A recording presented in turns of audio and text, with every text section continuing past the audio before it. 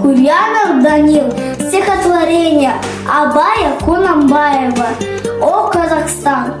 О, Казахстан! Ты под палящим солнцем раскинул свой шатер степи лесов, чтоб описать их красоту, не хватит всех самых лучших и прекрасных слов. Ты подарил спокойствие всем тем, кто поживает под бескрайней высью. Со всей земли собрал народу ты к себе. Гордимся мы, привольные то жизнью. То есть в степях акрины процветали. Здесь возрождалось то, что мир убил.